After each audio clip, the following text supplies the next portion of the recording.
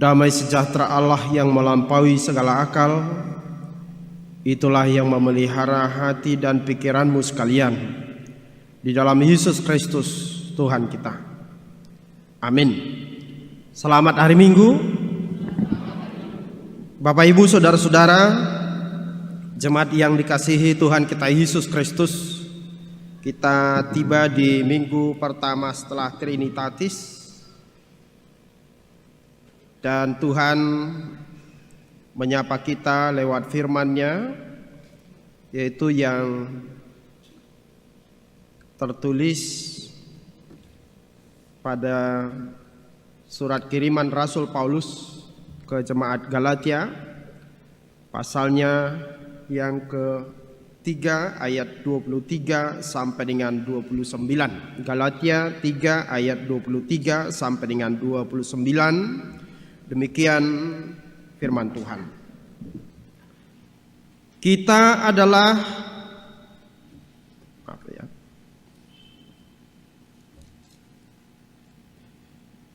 sebelum iman itu datang, kita berada di bawah pengawalan hukum Taurat dan dikurung sampai iman itu telah dinyatakan. Jadi hukum Taurat adalah penuntun bagi kita sampai Kristus datang, supaya kita dibenarkan karena iman. Sekarang iman itu telah datang, karena itu kita tidak berada lagi di bawah pengawasan penuntun, sebab kamu semua adalah anak-anak Allah karena iman di dalam Yesus Kristus. Karena kamu semua yang dibaptis dalam Kristus telah mengenakan Kristus. Dalam hal ini tidak ada orang Yahudi atau orang Yunani, tidak ada hamba atau orang merdeka, tidak ada laki-laki atau perempuan, karena kamu semua adalah satu di dalam Kristus Yesus. Dan jikalau kamu adalah milik Kristus, maka kamu juga adalah keturunan Abraham dan berhak menerima janji Allah. Demikian firman Tuhan. Topik minggu kita adalah anak-anak Allah karena iman dalam Yesus Kristus. Bapak Ibu saudara-saudara, jemaat yang dikasihi Tuhan Yesus Kristus, saya mengambil dua kata yang menggambarkan keterhubungan antara seorang bapa dengan anaknya. Mungkin banyak kata yang bisa kita sebutkan untuk menggambarkan bagaimana relasi atau bagaimana keterhubungan seorang bapa dengan anaknya. Yang pertama yaitu kata kasih bapa. Jadi kata ini merupakan datangnya dari pihak bapa. Ya, Alkitab menjelaskan bahwa seperti Bapa sayang kepada anak-anaknya, demikian Tuhan sayang kepada orang yang mengasihi dia. Mazmur 103 kita baca itu. Jadi Allah digambarkan sebagai Bapa yang mengasihi anak-anaknya, menjaga, memelihara, dan memberi yang terbaik. Jadi seorang ayah itu, seorang bapa itu memberi kasihnya, menjamin pemeliharaan, penjagaan, dan memberi yang terbaik kepada anaknya. Yang kedua, kata yang menghubungkan seorang bapa dengan anak atau sebaliknya anak dengan bapa adalah kepercayaan. Yaitu kepercayaan anak kepada ayahnya. Seorang anak pasti menaruh percaya sungguh-sungguh kepada papanya. Katakanlah misalkan sewaktu anak-anak sedang sakit, lalu dia berkata, "Nak, cepat sembuh ya, papa ada di sini." Pasti ada energi yang bisa menyemangati si anak itu. Atau ketika pada malam hari suasana gelap, si anak itu akan berani berjalan, tidak takut. Karena apa? Dia tahu papanya ada di sampingnya. Atau ketika seorang anak hendak berlomba, hendak bertanding, lalu dia melihat ada papanya di situ, lalu papanya berkata, "Nak, semangat nak, kamu bisa, papa ada bersamamu." Pasti datang sebuah atau sesuatu energi mengubah ya, mengubah semangat anak itu menjadi semangat yang luar biasa. Karena itu firman Tuhan berkata dalam Lukas 11, Bapa manakah di antara kamu yang akan memberi ular jika anaknya meminta ikan, atau memberi batu jika anaknya meminta roti? Jadi ada keterhubungan di situ. Bagaimana seorang ayah selalu peduli, selalu melihara, selalu menjaga, selalu memberi yang terbaik kepada anaknya. Jadi jika seorang papa tidak mengasihi anaknya lagi, maka pasti ada yang tidak beres di situ. Jika seorang ayah tidak lagi mengasihi anaknya, berarti ada yang tidak beres di situ. Apakah memang bapaknya itu tidak layak lagi sebagai bapak, atau anak itu tidak layak lagi sebagai seorang anak? Atau sebaliknya, ya, bila seorang anak tidak lagi percaya kepada bapaknya, seorang anak tidak lagi percaya kepada ayahnya, maka juga ada yang perlu diberesin di situ. Ada yang tidak beres di situ. Mungkin, ya, pada diri si bapak itu tidak layak lagi dipercaya. Ada hal yang membuat anak tidak lagi percaya kepada bapaknya. Atau mungkin sebaliknya, karena anak sudah menjadi anak yang kurang ajar. Nah, itu pasti ada hubungan yang tidak bisa dipisahkan antara seorang bapa dengan seorang anaknya. Karena itu Tuhan berkata lewat firman-Nya, jika kamu Bapa yang ada di dunia ini, jika kamu seorang manusia saja tahu memberi yang terbaik kepada anak-anaknya, apalagilah Bapamu yang di sorga pasti memberi yang terbaik bagi kita anak-anaknya. Amin. Karena itu Alkitab menggaransi kebaikan Tuhan. Alkitab menggaransi kepedulian Tuhan. Alkitab menggaransi pemeliharaan Tuhan. Alkitab menggaransi kasih Allah kepada kita yang menghidupkan kita. Tetapi Bapak Ibu saudara-saudara jemaat yang dikasihi Tuhan kita Yesus Kristus, mungkin bisa menjadi pertanyaan bagi kita sekaligus perenungan. Jika kita tahu Allah itu maha kasih, Allah itu peduli dengan kita, Allah itu memelihara kehidupan kita, Allah itu selalu memberikan yang terbaik bagi kita, maka jawaban kita atau pertanyaan bagi kita, sudah sejauh mana kita menaati Dia? Apakah sungguh-sungguh hidup kita beri untuk menaati Tuhan, atau sebaliknya menaati keinginan kita, menaati selera kita, mengikuti nafsu kita, mengikuti keinginan daging kita, bukan mengikuti kehendak Bapa kita. Karena itu Bapak Ibu saudara-saudara jemaat yang dikasihi Tuhan kita Yesus Kristus, bangsa Israel dipilih oleh Allah, ya.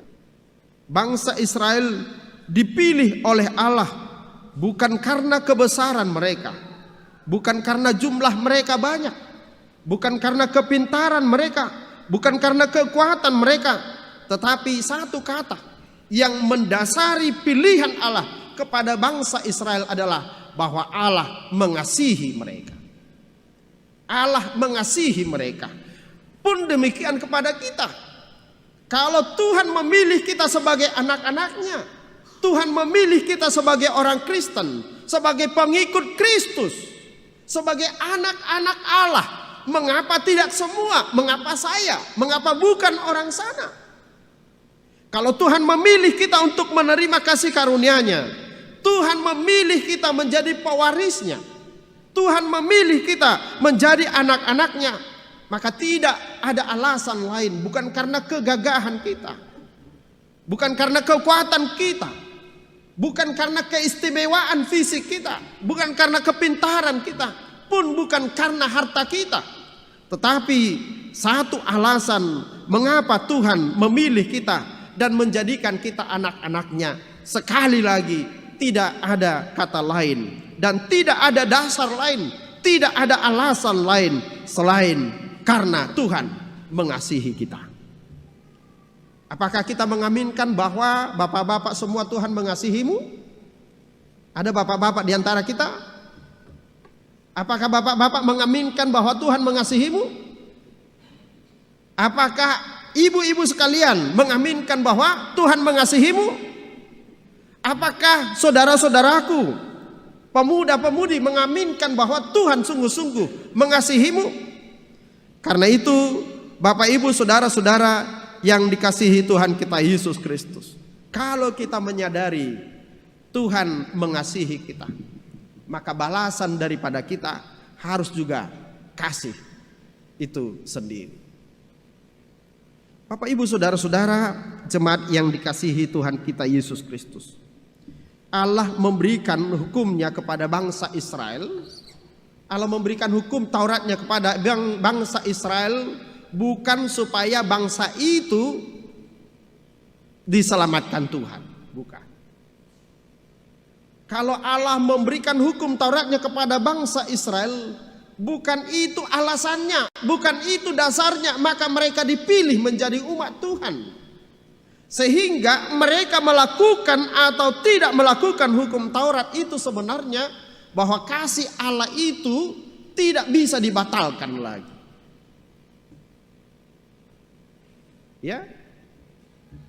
Jadi Allah memberikan tanggung jawab mereka untuk menaati hukumnya, bukan supaya mereka diselamatkan Tuhan dari perbudakan Mesir.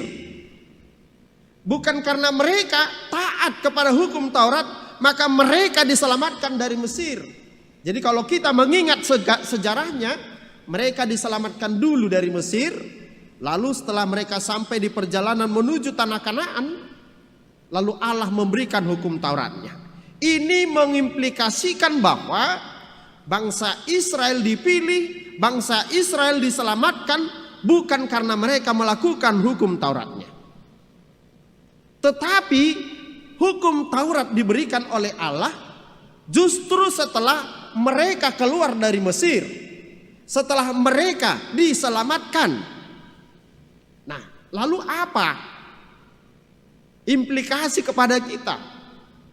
Bahwa anak-anak Tuhan, ya, bahwa orang-orang percaya diselamatkan oleh Tuhan bukan hasil perbuatannya, bukan karena kepatuhan dan ketaatannya kepada hukum Taurat Tuhan, bukan hasil karyanya, bukan faktor dari dalam diri kita sendiri, bukan faktor kemanusiaan kita, bukan karena kekuatan kita, tetapi sebaliknya, ya, Allah meminta kita supaya kita taat patuh kepada hukumnya, melakukan hukum Tauratnya, melakukan apa yang diminta oleh hukum Taurat sebagai bukti, sebagai tanda bahwa kita adalah orang-orang yang telah menerima keselamatan.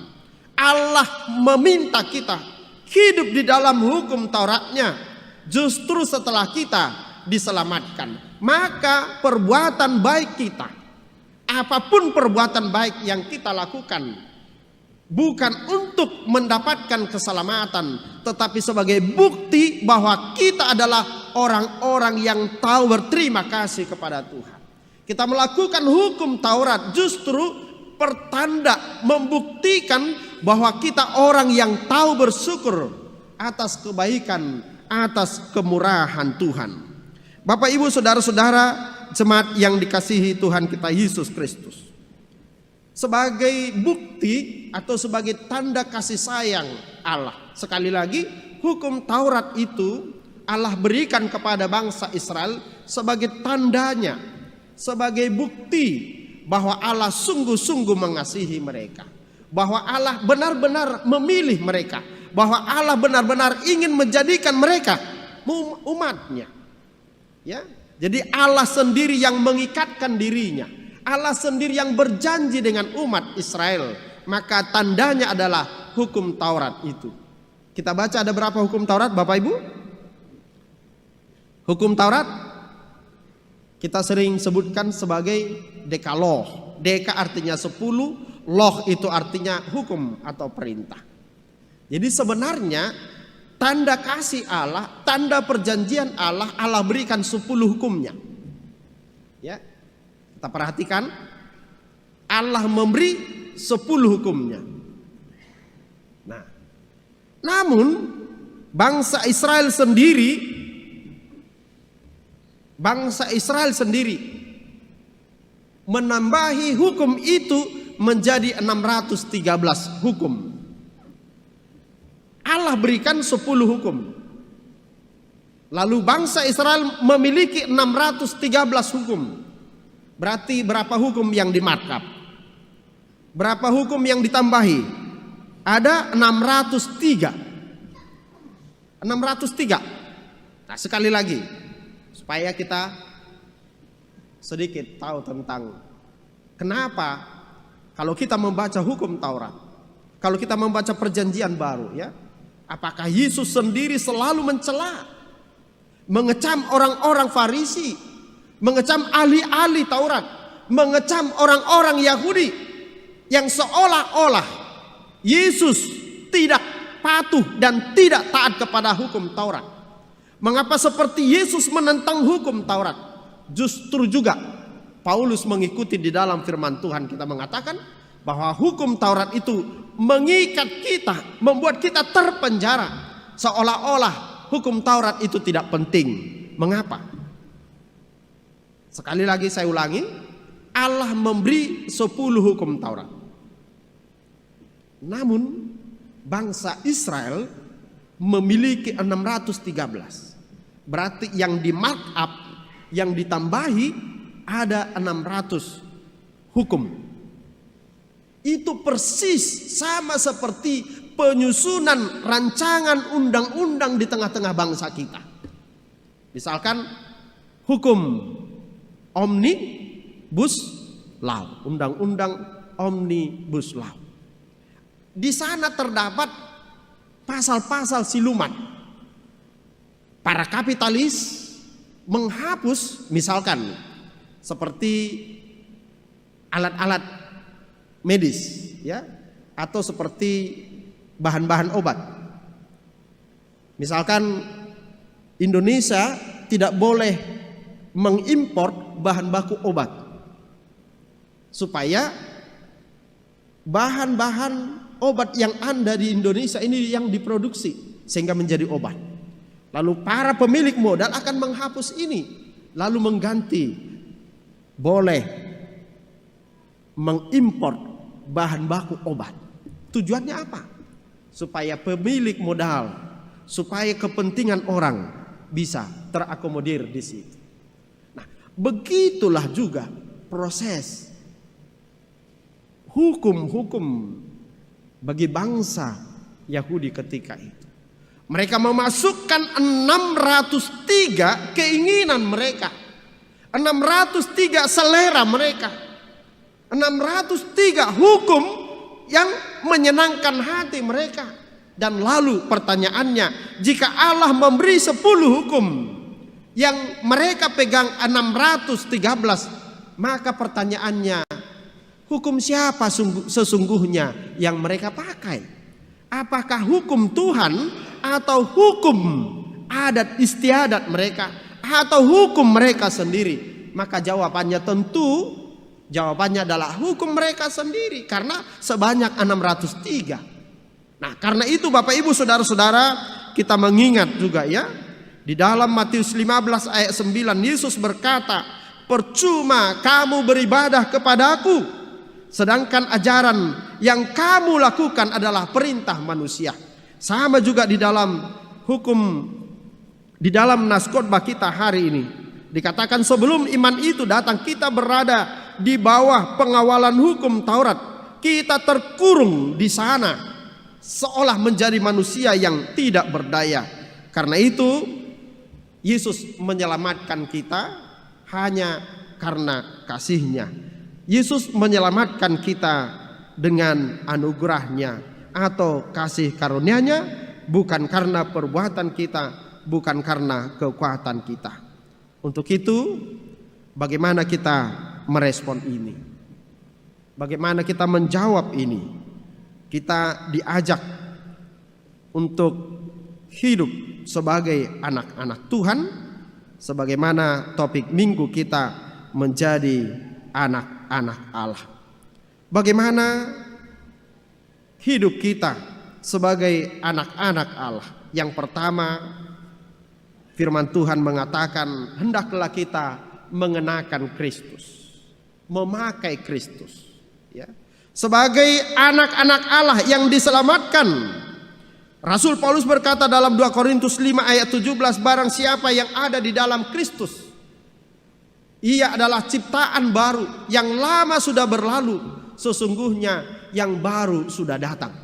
Jadi seorang yang telah diselamatkan oleh Tuhan, anak-anak Allah, tidak boleh lagi mengenakan dua baju, tidak boleh lagi mengenakan dua pakaian. Dia harus menanggalkan pakaian yang lama dan memakai pakaian yang baru.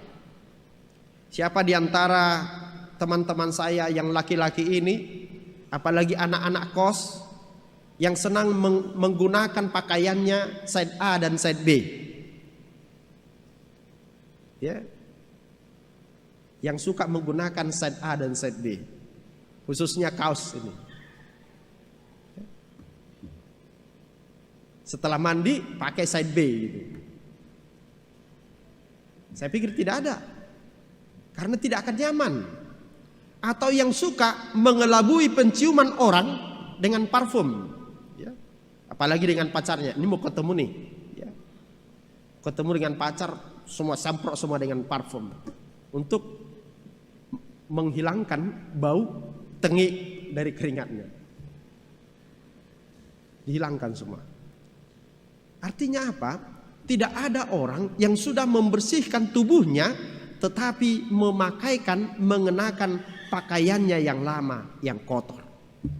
Nah, begitulah Rasul Paulus dalam firman Tuhan ini menggambarkan bahwa pakaian kita yang baru adalah Kristus. Pakaian kita yang baru yang kita kenakan adalah Yesus Kristus sendiri. Kita telah mengenakan Kristus. Kita telah memakai Kristus. Artinya kita menyatu dengan Kristus.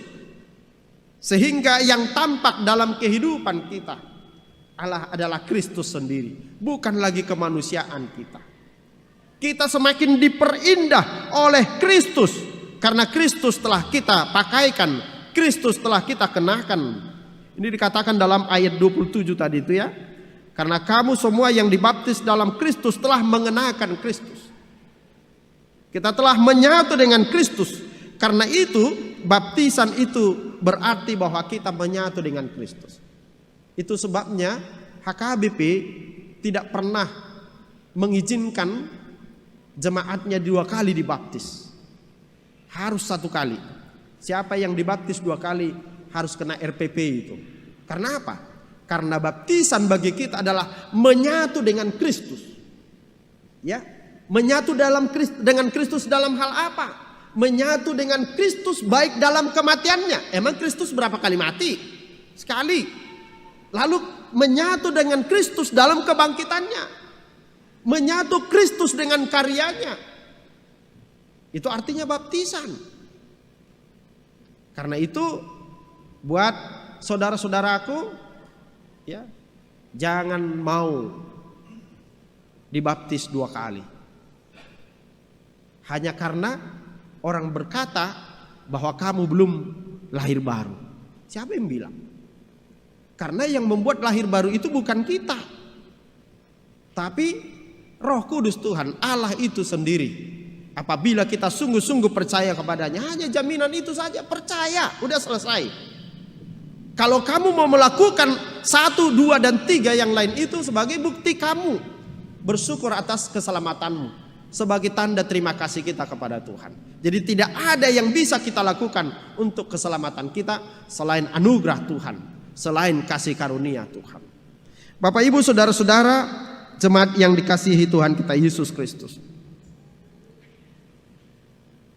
Maka apa yang terutama yang harus kita lakukan sebagai anak-anak Allah? Yang pertama, kalau sebagai anak-anak Allah kita tentu harus, ya, menonjolkan karakter atau teladan seperti yang diteladankan oleh Kristus menjadi kehidupan bagi semua orang. Sebagai anak-anak Allah kita harus menjadi kehidupan bagi semua orang. Jangan sebaliknya menjadi kesusahan bagi banyak orang. Menjadi terang bagi semua orang. Jangan menggelapkan banyak orang dengan kehidupan kita. Sekali lagi, anak-anak Allah harus menjadi terang, bukan sebaliknya menggelapkan kehidupan orang lain. Kehidupan anak-anak Allah harus menjadi pancaran wajah Allah di dunia ini. Harus menjadi kemuliaan Tuhan di dunia ini. Melalui kehidupan anak-anak Allah, nama Allah terpuji, nama Tuhan terpuji. Saya mau bertanya kepada kita semua, selain manusia, adakah ciptaan lain yang diciptakan Allah berjalan seperti manusia? Kakinya ke bawah, kepalanya ke atas? Adakah yang seperti itu? Sekuat-kuat singa tetap jalannya merunduk, tetap horizontal, tidak ada yang vertikal. Sebesar-besar gajah tetap kepalanya menunduk ketika berjalan, tidak vertikal. Walaupun maaf ya, kera atau monyet, dia hanya berjalan sekali-sekali. Kalau dia hendak berlari, pasti dia merangkak. Itu kenapa? Kenapa hanya manusia yang berjalan vertikal, kakinya ke bawah, menginjak tanah, kepalanya ke atas? Itu karena manusia diciptakan menurut gambar dan rupa Allah. Karena itu orientasi hidup manusia bukan untuk dunia ini saja. Kalau singa, dia jalannya merunduk, yang dipikirannya apa? Saya hidup untuk makan, lalu makan saya untuk hidup. Itu siklus hidupnya. Gajah pun begitu sebesar-besarnya. Dia berjalan horizontal karena hidupnya bertujuan untuk mencari apa untuk perutnya, mencari makanan saja. Tapi anak-anak Allah, manusia yang ciptakan Allah menurut gambar dan rupanya, dia harus mengarahkan hidupnya selalu ke langit, mengarahkan hidupnya selalu ke atas, mengarahkan hidupnya selalu ke surga, mengarahkan hidupnya selalu kepada Allah. Karena itu hidup anak-anak Allah memancarkan kemuliaan Tuhan. Mari hidup sebagai kemuliaan Tuhan dalam kehidupan kita. Maka pertanyaan terakhir bagi kita, gerangan apakah yang bisa orang lain lihat dari kita? Gerangan apakah yang bisa dunia lihat terpancar dari kehidupan kita? Tanyalah diri kita masing-masing.